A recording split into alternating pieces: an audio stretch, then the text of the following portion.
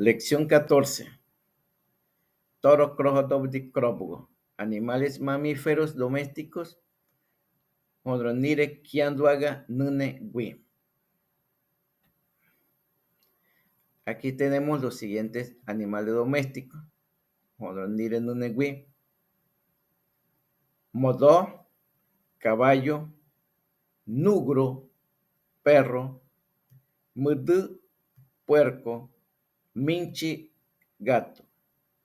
Tiniere da buidada. Modó, caballo, nugro, perro, mudu, puerco, minchi, gato. Nibi, vaca, toro, el toro.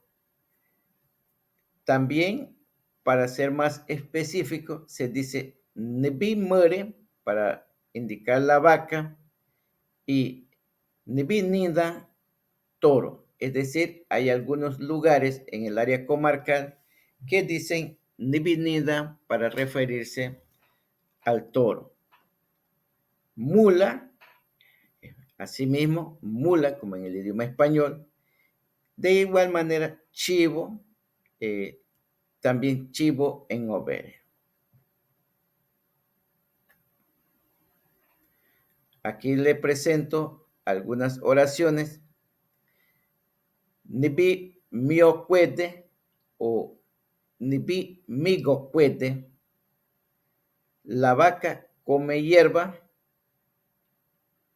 Torocri tocuedrewe o nibi nida cri tocuedrewe. Ellos tienen un toro grande. Mula mowe dide crubode. Mula mowe dide crubode. Tu mula tiene mucha fuerza. Tiniere da buidada. Nibi migo cuede, o también se dice nibi mio cuede. La vaca come hierba. Toro cri tocuedrewe o nibi nida cri tocuedrewe. Ellos tienen un toro grande. La siguiente. Mula mowe dide crubode. Tu mula tiene mucha fuerza. En la siguiente oración tenemos. Ni nire tare nugrowe. Ni nire tare nugrowe.